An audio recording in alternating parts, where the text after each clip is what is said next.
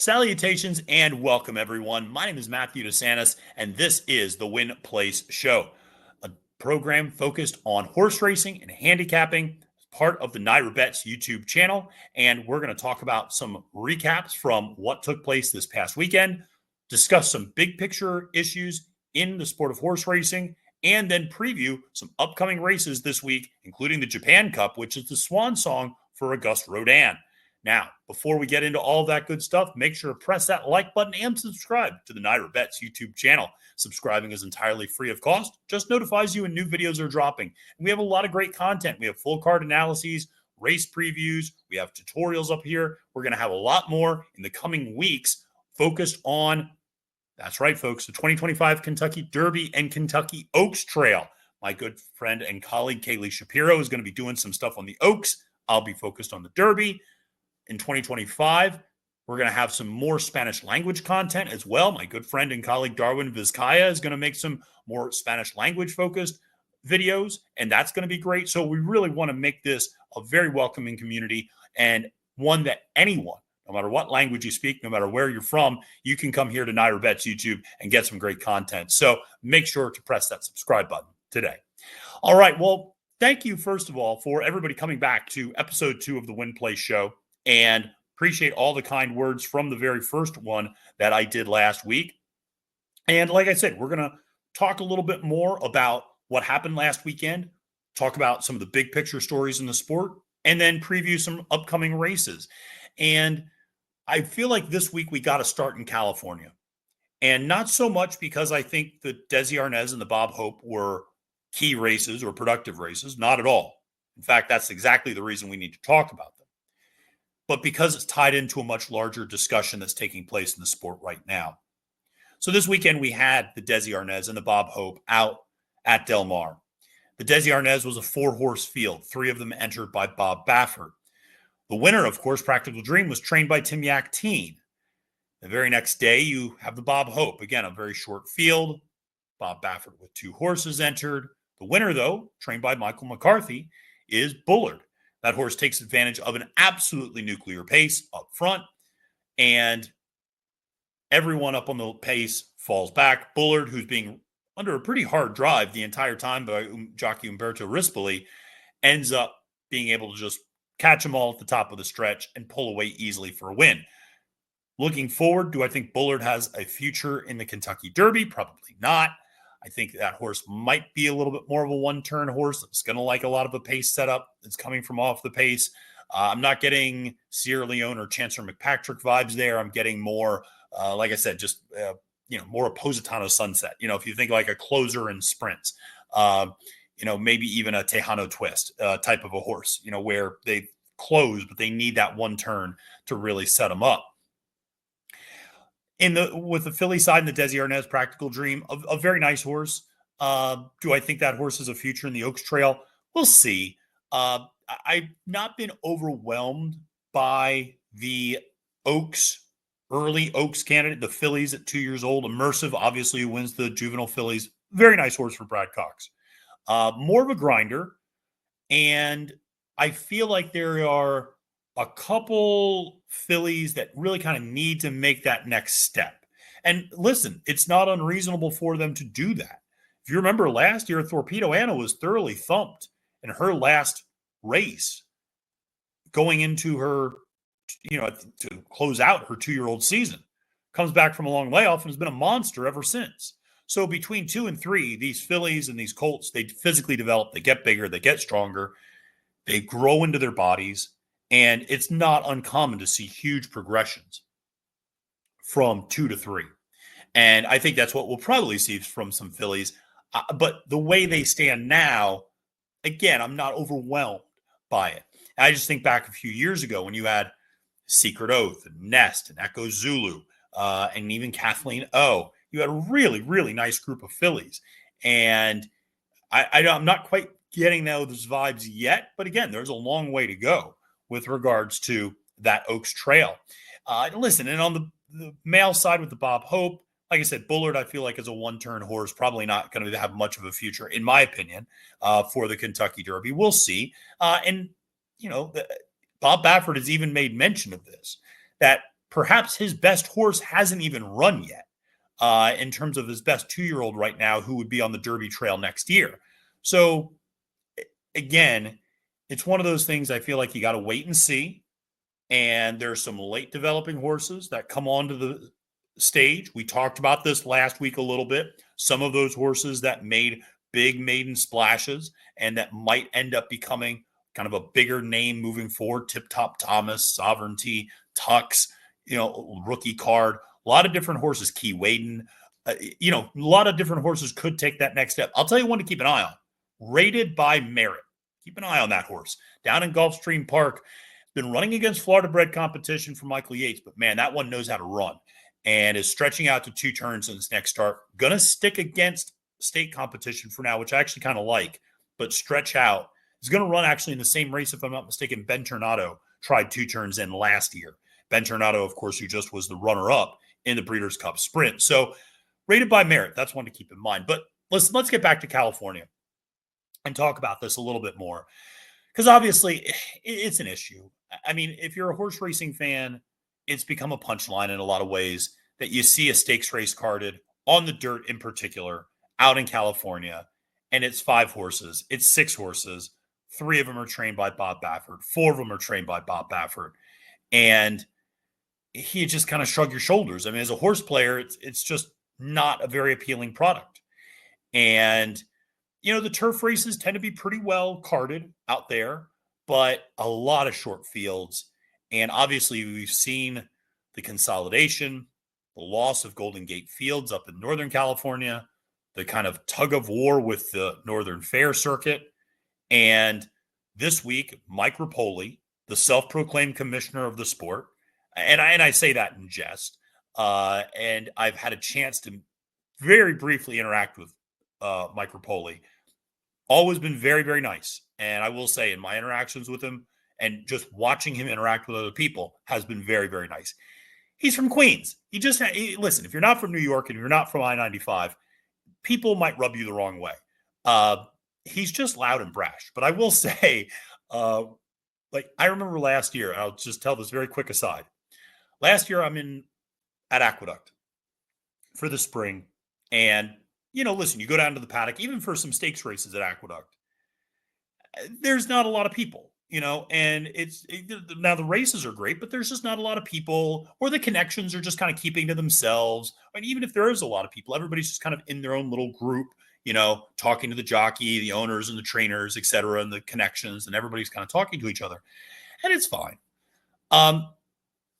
Mike Repole had a horse in one of those races, and it was like March. It wasn't even like the last round of preps in April. It was in March.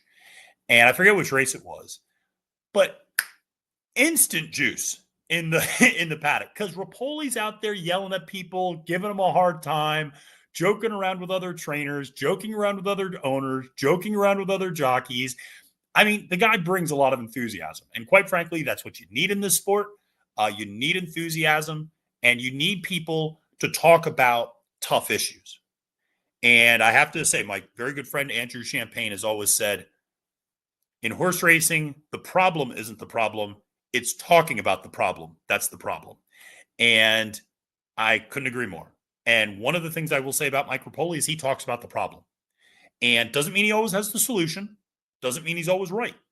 But he starts a conversation that needs to be started. And I think that is so important. So that's one thing to really, I think, keep in mind moving forward when you look at the sort of things Repole says. Now, he talks about needing to save California racing.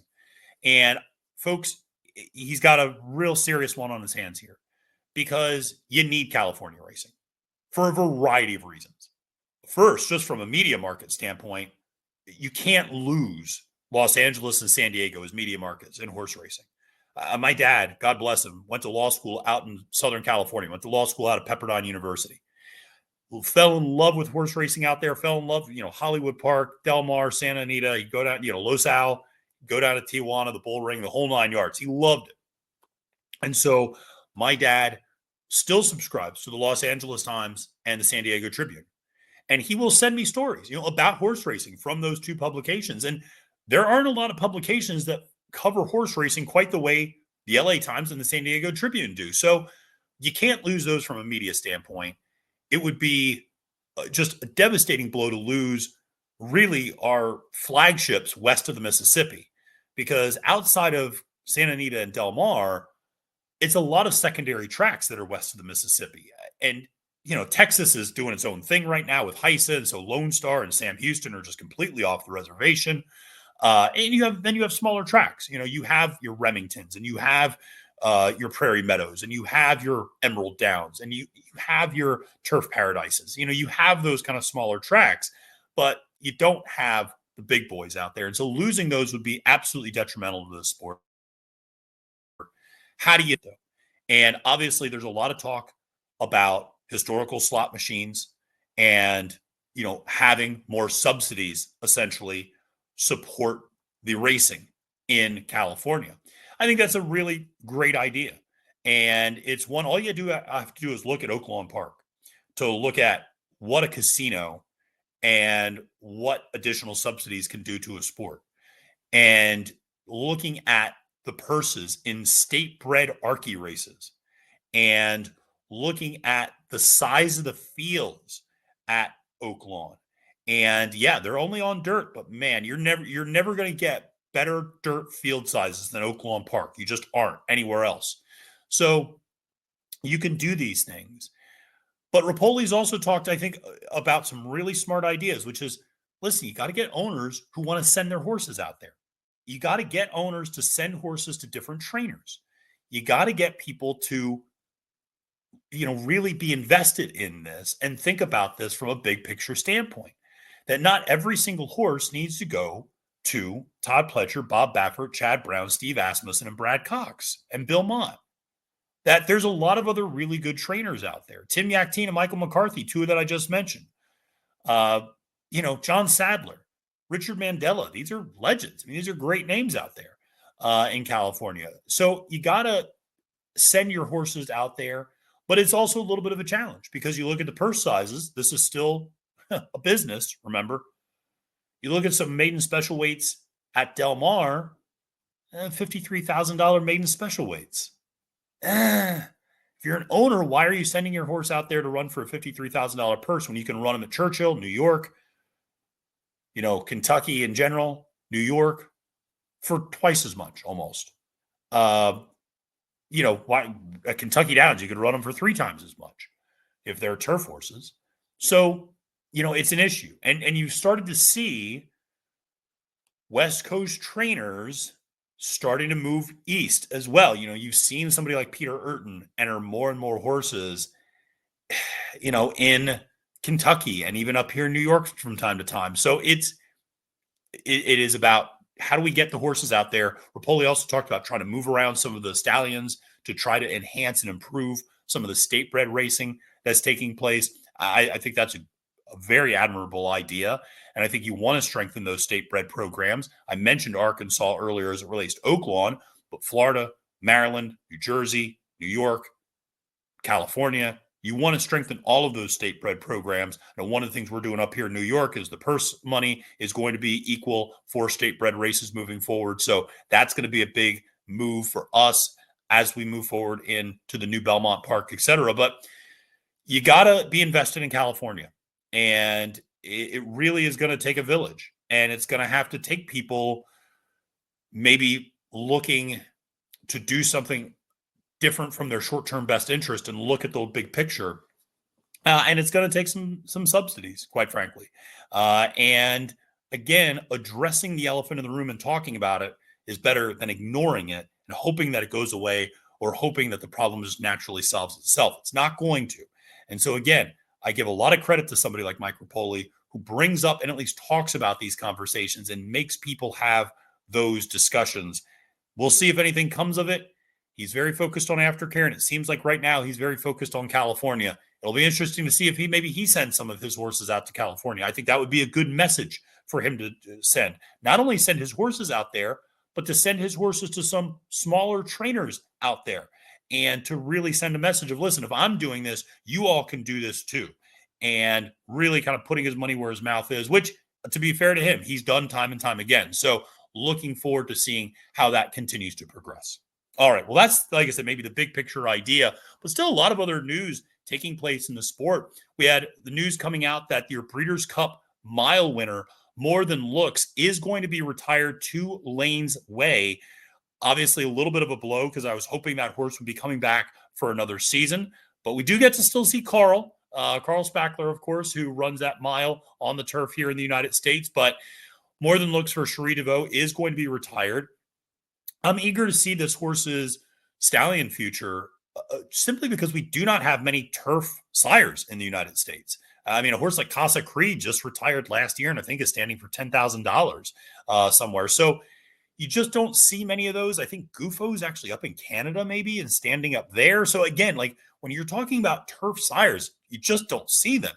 And you talk about horses like, I don't know, Nyquist and some others who've like managed to produce some nice turf runners, or even like Tiz the Law early on has produced some nice turf horses. So it's like we look for these dirt horses and classic winners who end up just kind of, I don't want to say accidentally, but who also managed to produce some great turf horses. Of course, Justify, probably the best example of that right now. But still, to have some intentionality behind breeding turf horses, not a bad idea. I really like that a lot. I'd be interested in seeing who is sending mares to More Than Looks, and I'll be really interested to see what those offspring look like and how they perform in a couple of years.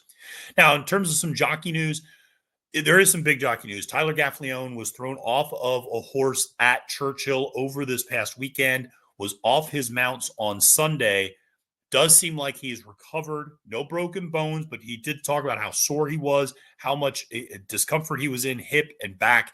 Will be back on his mounts this coming week. Good to see. The other big story was Emma Jane Wilson had a just absolutely horrific fall up at Woodbine several weeks ago and was in really, really touch and go place.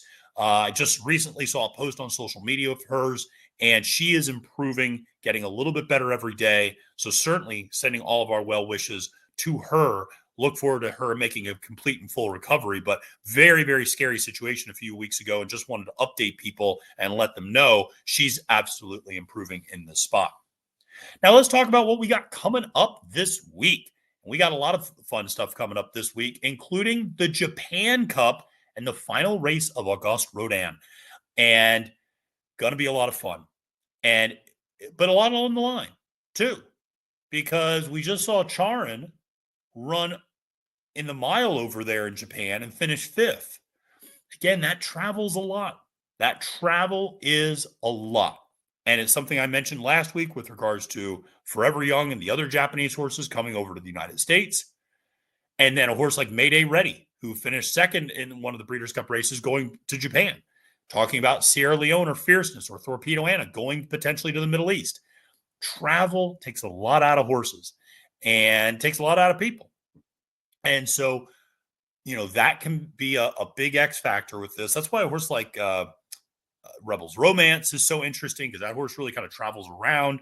You've seen some horses be kind of really good international travelers with this sort of thing. And obviously, Auguste Rodin going to be running in that Japan Cup. We'll have some stuff up on NYRA Bets for you for that Japan Cup, so you definitely want to make sure to check that out. Some other races that are coming up here in New York, we have a couple of New York Stallion Series races. In particular, the one for the men on Saturday got a real nice field. You have the return of Antonio Venice for Rudy Rodriguez, Doc Sullivan, Lightman, Dr. Kraft. That's a nice field. Take a look at that field for Saturday at Aqueduct. That's a real nice stakes race that we have up here. And so we're off the turf now at Aqueduct, so just dirt racing until we come back sometime in April. Is it going to be on 420? I don't know. It was last year, and it was really funny. We'll see if it's probably not going to happen again this year, because April 20th is a Sunday, and I believe somebody told me it's Easter, so we probably are not going to be coming back on the turf that day, but it was funny last year to do that. But I will say, final note on the turf for New York, we have not had almost any rain, and people who live up in the tri-state area and the New York metro area know that there have been forest fires and brush fires because of the lack of rain in this area. And it's been great because we're fast and firm every day. I will tell you that turf course needed a break. There's just no rain. And that really does hinder a course. I mean, you never want to be off turf, but at some point you need a little precipitation. And, the irrigation system's great, but nothing really can replicate just a good old fashioned rainfall. So, one of those things, like I said, we had great turf racing this whole fall, but it was time to move to the dirt now in the main track. So, looking forward to that moving forward for a couple of months. Obviously, we'll always got to love Aqueduct with the tarp, right? The tarp will be out, and we'll see how that all plays out. Finally, a couple of nice races at Churchill Downs this weekend. You got the Chalukey and the Commonwealth Turf. Chalukey, I'm really interested to see Too Sharp. This is a horse that ran second to Brightwork in the Prioress and came back and won next time out at 6.5 furlongs, now stretching out to a mile. I don't know if that horse wants a mile, but if there's any track where it's going to work, it's probably going to be Churchill, that one-turn setup, a little bit of a speed favoring track on the main track. So I tend to think that that's going to be an interesting spot for her. Positano Sunset's in that race, likes to come from off the pace. Taxed also in that race for the Chalukey, likes to come from off the pace.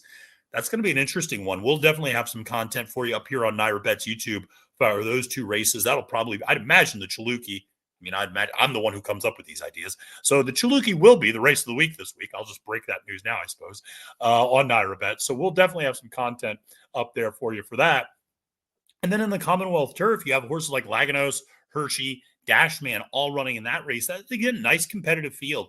That's the thing is sometimes those weeks right after the Breeders' Cup, you don't get the big names necessarily, but you get really competitive fields. I think about it. The very last race we had on the turf up here at Aqueduct this weekend was the Tepin.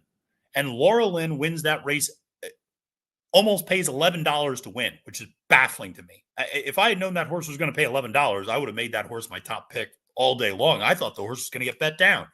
Opposite. She actually went up from 3-1 to 4-1 for trainer Graham Motion, who had a real nice weekend closing out things on the turf up here in New York. So, you get some nice fields. You get some nice payouts a lot of times. You get more competitive fields because, again, yes, maybe it is the B-level horses, but they're a competitive group, maybe a little bit of a bigger field because nobody's scared away because there's some monster that is going to walk over the field, etc. So you get a little bit better field sizes, more competitive, better betting products. So definitely a lot of reasons to play, even though the big races have been run for the year. We'll start to see, obviously, the Clark and some other horses maybe coming back a little bit later. Then, obviously, Cigar Mile, Remsen coming up in the beginning of December. That's going to be a lot of fun. Cigar Mile shaping up to be a nice, interesting race. Locked for Todd Pletcher is targeting the Cigar Mile. So that is confirmed. So that's going to be a lot of fun to see.